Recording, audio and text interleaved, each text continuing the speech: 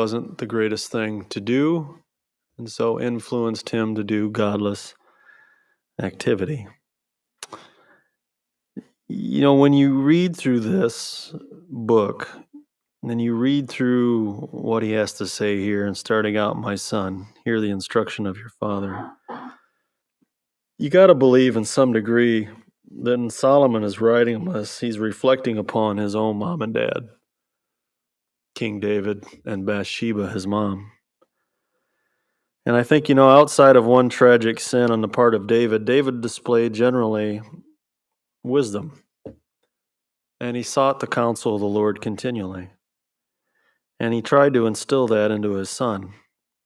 And Solomon probably reflected on how, on so many occasions, he had ignored and rejected his father and mother's instruction, and then suffered the ensuing decisions that brought. And so I think, like most parents I know, we try to provide them some wisdom so they don't repeat our mistakes and our sin. And even though it's likely that they'll ignore what it is that we have to say, you still remain steadfast in giving out the instruction in regards to what they should and shouldn't do, right? So what I'm just simply saying is when Solomon is writing this and he says, my son, I know darn well that he's thinking about himself too, to some degree.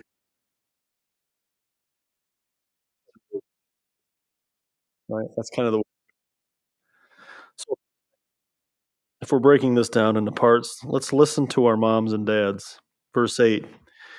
The only son listed in the Bible for Solomon is Rehoboam. He is the only guy that is listed in the genealogy as Rehoboam, which is I still find that kind of unusual, but nonetheless, we also are given Solomon's mom's name. As I was digging through the word, if you go to 2 Chronicles 12, 2 Chronicles 12, 13, and 14, we find here,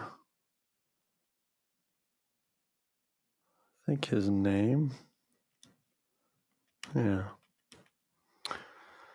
2 Chronicles 12, 13, thus King Rehoboam strengthened himself in Jerusalem and reigned. And Rehoboam was 41 years old when he became king. He reigned 17 years in Jerusalem, the city which the Lord had chosen out of all the tribes of Israel to put his name there. His mother's name was Naamah, I hope I'm saying that right, and notice that she was an Ammonitess. Now, as it pertained to Rehoboam's character in verse 14, we see that it says he did evil because he did not prepare his heart to seek the Lord. So when I come to this and I read, my son, hear the instruction of your father, I ask the question, well, did Rehoboam listen to dad? Generally, it seems not. Otherwise, his character wouldn't have been noted as being evil because he didn't prepare his heart to seek that which is true. And I also find something very interesting here, folks, is the fact that his mother is an Ammonitess, okay, which generally people of Ammon were idolatrous and pagan, right?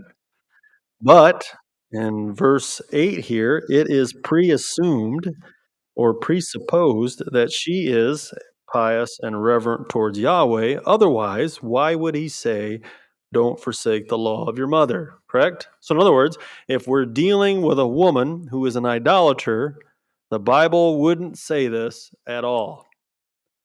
Okay, so what's clear here is this, that Solomon's wife was a worshiper of Yahweh. If it be just one of all the wives, well, this is a good thing, right?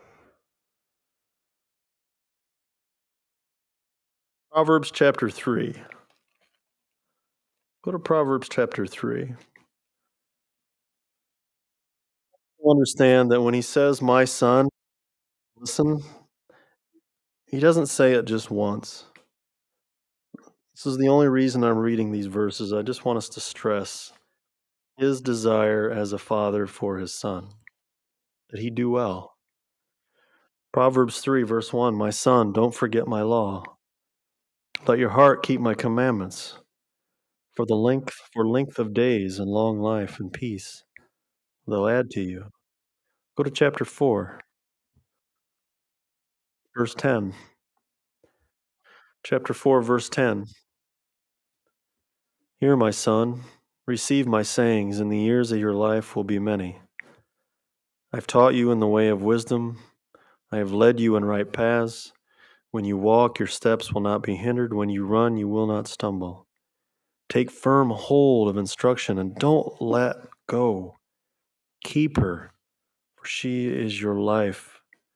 Also, that same chapter, verse 20, my son, give attention to my words, incline your ears to my sayings. Don't let them depart from your eyes. Keep them in the midst of your heart, for they are life to those who find them and health to all their flesh. Keep your heart with all diligence, for out of it springs the issues of life. Chapter 5, verse 1, my son, pay attention to my wisdom. Lend your ears. Lend means to bow. Bow your ears to my understanding, that you may preserve discretion and your lips may keep knowledge. Chapter 7, verse 1. My son, keep my words, treasure my commands within you. Keep my commands and live, and my law is the apple of your eye. Bind them on your fingers, write them on the tablet of your heart. Say to wisdom, you are my sister, and call understanding your nearest of kin. They might keep you from the immoral woman, from the seductress who flatters with her words. And you could go on, but you get the understanding. This is an intimate letter of a man who rules as a king, who's very wise, who has a son that he loves. And if it's his only son, you can imagine the extent of affection that he has for him. And Solomon, as he once again recalls his own life, his own doings, is thinking, I don't want my son to repeat what it is that I've done. So listen, because he doesn't want his son to become a fool. He doesn't want him to live a life of stupidity or idiocy. For a couple reasons. One, because we only want what is good for our children, right?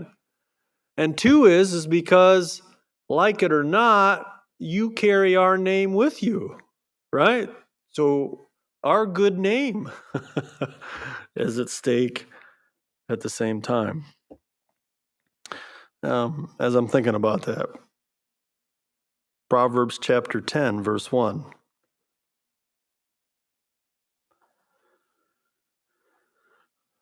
If you're looking once again, he doesn't want his son to become a fool. Proverbs chapter 10, verse 1. Proverbs of Solomon. Notice, a wise son makes a glad father, but a foolish son is the grief of his mother. Chapter 15, verse 20.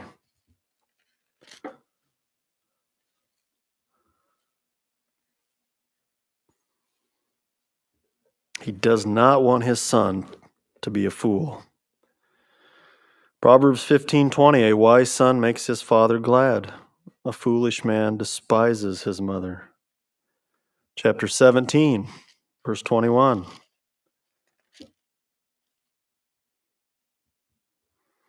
He who begets a scoffer does so to his own sorrow, and the father of a fool has no joy. Verse 25 of that same chapter. A foolish son is a grief to his father and bitterness to her who bore him. I mean, I don't need to ask you guys, because I'm pretty sure that all of us could point out, and people that we know in the circles that we run with, folks who have sons or daughters that are absolute fools. And what a grief it is to their mothers. And there's no joy in regards to the father.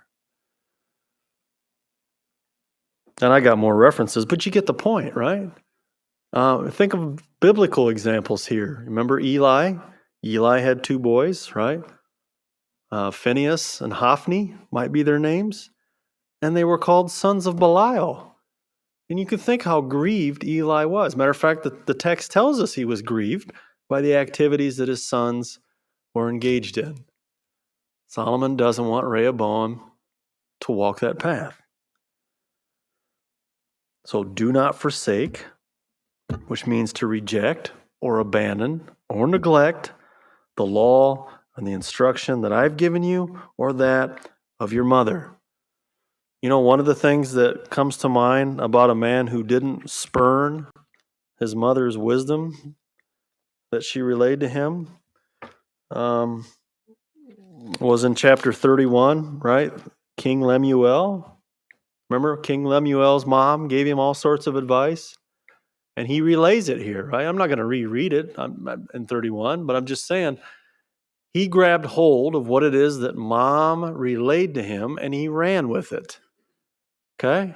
He didn't spurn it or kick it to the curb. He said, maybe there's something to what it is that mom had to say that needed to be employed in my life that will be of a benefit not only to me, but the people that are around me. Timothy was probably another guy.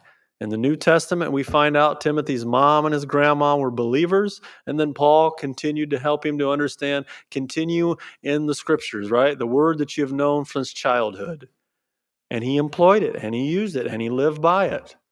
So we would say Timothy is a wise son who didn't spurn what it is that his mom and grandma poured into him, right? And invested into him. A negative example of this, of somebody that didn't listen to his mom, is Manasseh.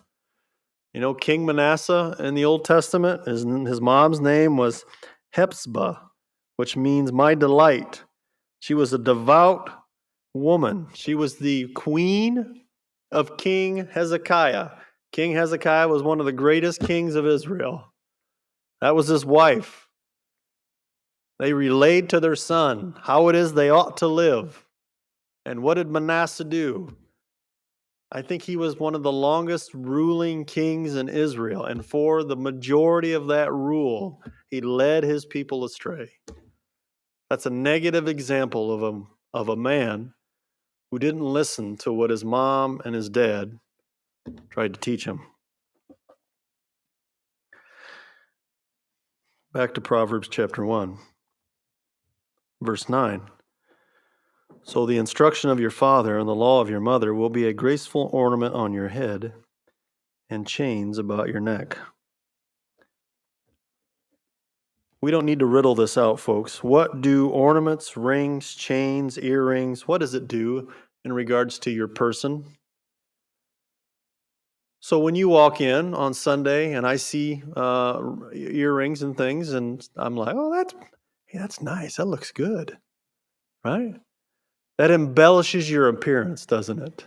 Yeah, makes it beautiful, as though it needed beautifying. I'm just saying, right?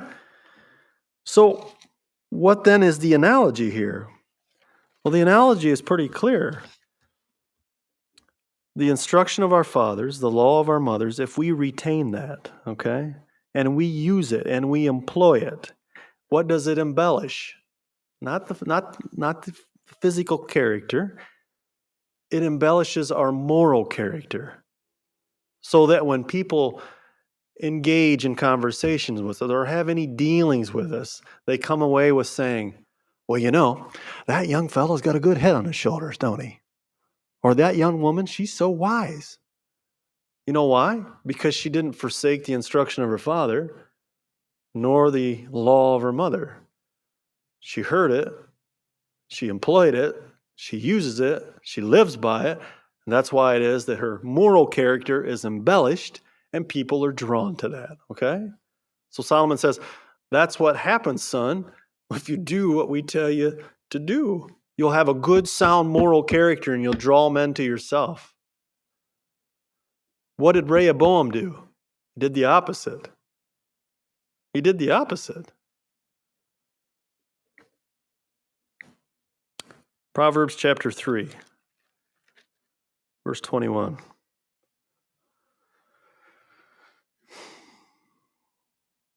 Sticking with this analogy of an embellishment, really, of the moral character.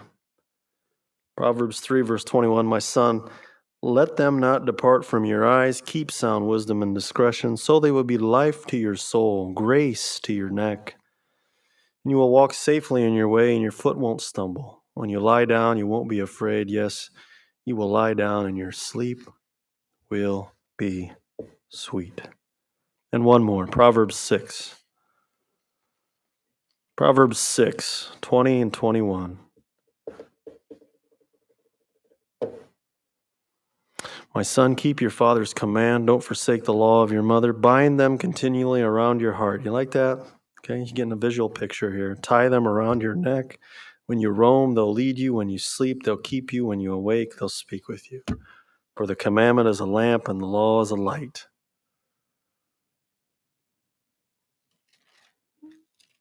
I'm not saying he's begging his son to listen, but folks, he is pleading with his son to listen and to live by the manner that I've described to you.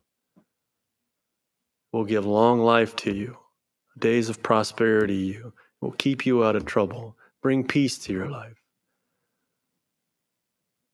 You won't have to endure so much suffering for the consequences of bad decisions in your life. Just listen to me. And the second thing in the text is you have to be careful who you're running with, right? There's a statement in 1 Corinthians 15:33 that says this: don't be deceived, evil company corrupts good habits. Evil company corrupts good habits. You can be a good Christian young man and a young woman, or a good Christian older man and an older woman, and start running with people that you ought not run with, and maintaining associations with folks that you ought not have, and it starts to bleed into your life. It starts to impact your thinking and the way that you live. We have to be careful and discerning about our associations and who our friends are. Verse 10 here, he says, my son, if sinners entice you, do not consent. The term sinners speaks to those who sin habitually, knowingly, willingly, maliciously, and give themselves to sin and persuade others to follow them. Kind of like Romans 1, verse 32. At the end there, I said they know the righteous judgment of God, those who practice these such things, but they do it anyhow, right? Because they don't really care. There are those folks, and this is the sinners that he's saying, right? They commit sin without reservation. They know it's wrong, but they just don't really care because they want to fulfill the flesh. As an example, you remember Potiphar's wife, Genesis 39? She would be classified as the sinner enticing, right? All she wanted to do was sleep with Joseph because he was a handsome guy. And he did the right thing by trying to run as fast as he could away from her. That's the right move. Solomon would have been happy with a guy like Joseph. That's the right thing to do.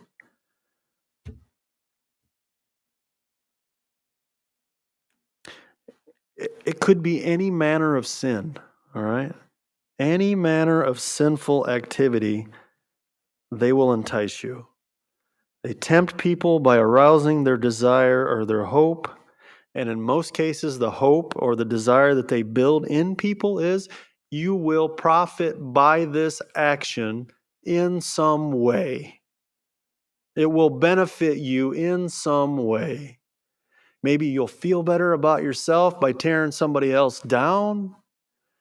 Or maybe you'll have a little more money in the bank because you cheated somebody out of something they shouldn't have. Whatever it is, the term sinners here and the enticement, it's never ending, and always it's supposed to be to your benefit that you go down that path.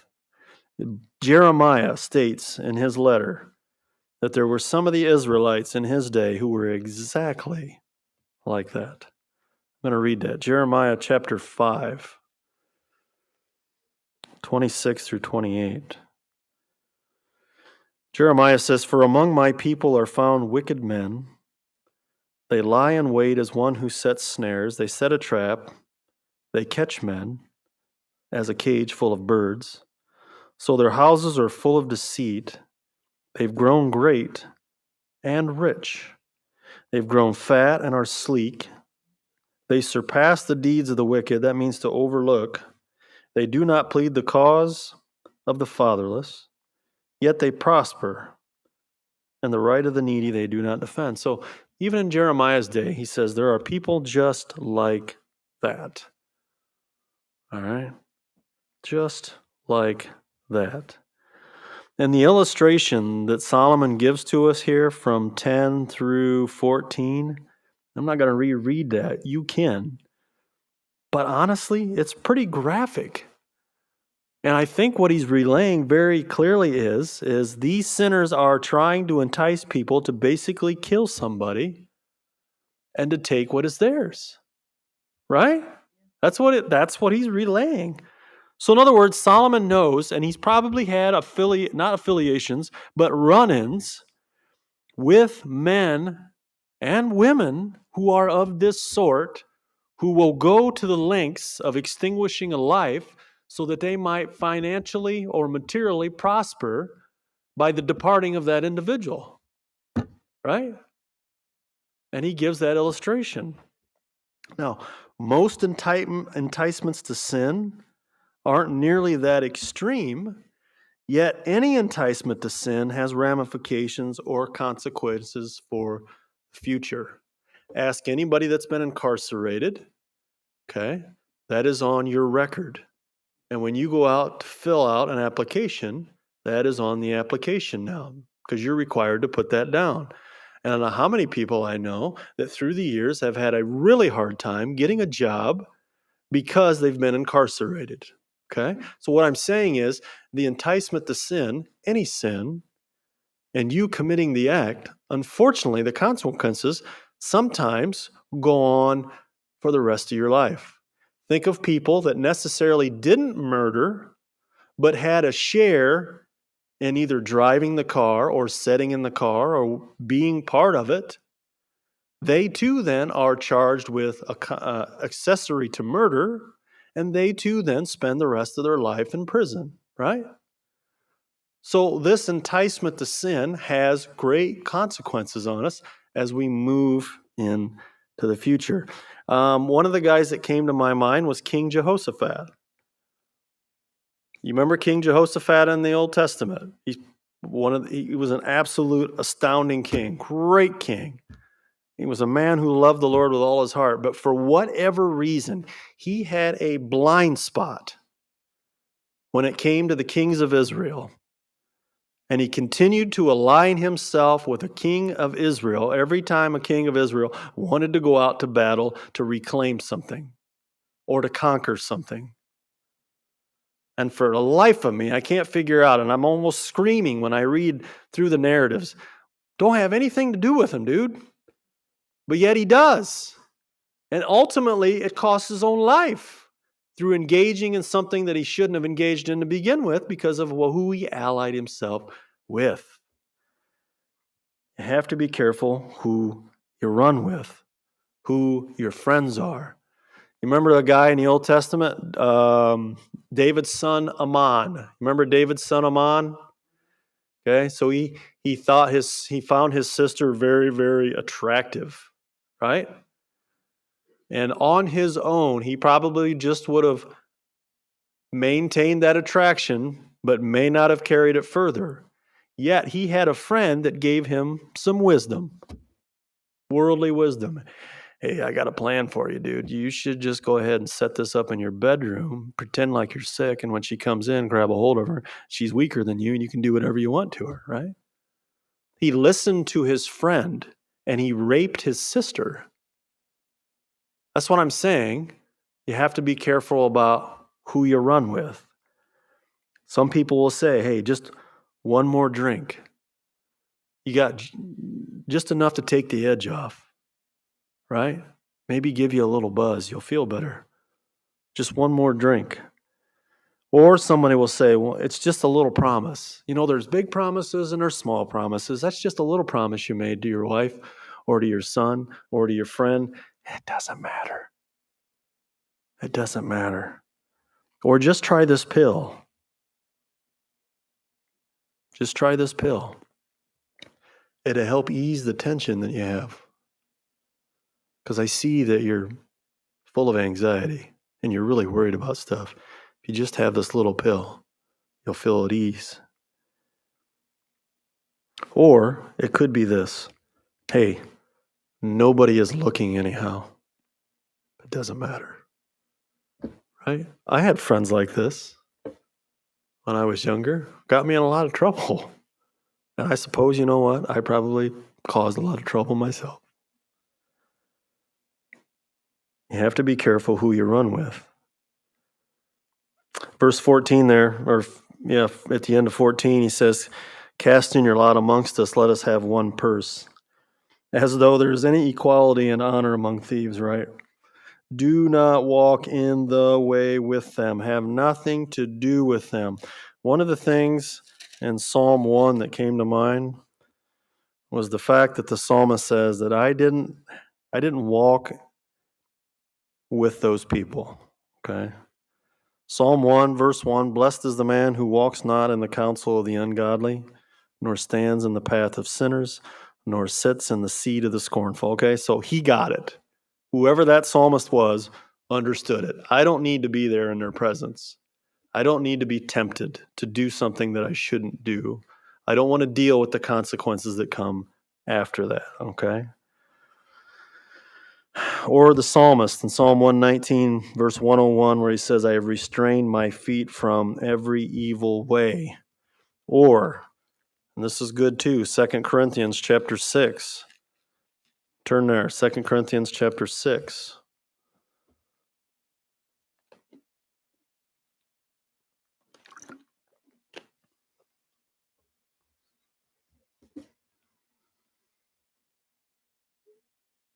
2 Corinthians 6:14, "Do not be unequally yoked together with unbelievers. For what fellowship has righteousness with lawlessness? What communion has light with darkness? What accord has Christ with Belial? What part has a believer with an unbeliever? What agreement has the temple of God with idols? For you are the temple of the living God." Verse 17, "Come out from among them. Be separate, saith the Lord. Do not touch what is unclean, and I will receive you." Be careful who you run with. You know the irony? Here's the irony. The irony is, in all this pursuit for godless gain and believing that they're getting away with it, the reality is it all comes back upon your own head at some point. The Bible says, "Be sure your sin will find you out." And it will. You can't escape it. You can't escape it. That's why he says here, verse 17, "In vain the net is spread. They lie in wait for their own blood, lurk secretly for their own lives. The ways of everyone who is greedy for gain, it takes away the life of its owner." He says, "Son, this is what you need to understand. In all this scrambling about to fulfill the cravings of the flesh and whatever enticement to sin, all the consequences of that come streaming back upon your own head at some point. It may not be immediate, it may be delayed, but rest assured, the sin's coming back." We use Esther a lot in this case as an illustration, not Esther herself, but the book, the man named Haman, right, who had constructed the gallows. He was going to have Mordecai hanged on him. Who's the guy that was hanging from the gallows? Haman. He constructed it for him, or for Mordecai, and he's the one that ended up hanging from it. His sin came back upon his own head. It didn't do him any good. And what was it all for? Prestige, honor, recognition, right? And it didn't work. And it's the same thing for anybody who's scrambling about, trying to entice others to sin. If it traps us and we get involved in it, then we're going to pay the price to some degree. Well, what if I repent? Well, that's good. We should repent of our sin, but that doesn't mean it erases the consequences. This is what people oftentimes don't understand about the workings of God. Sometimes we think that when God forgives, then everything's expunged, which includes the consequences for my actions. That's not biblical. You still got to deal with the consequences of your actions, but you certainly can find forgiveness which provides freedom and liberty to move forward with a positive frame of mind. But that doesn't mean the consequences are erased. So folks, if nothing else, if your mom and dad's still alive, listen to them. If you're just a young'un sitting here, listen to them. And please hear me today, as Solomon says, be careful about who you run with. Be careful about who you run with. Your friendships, while it is that we treasure them, if they're leading us to do that which is wrong,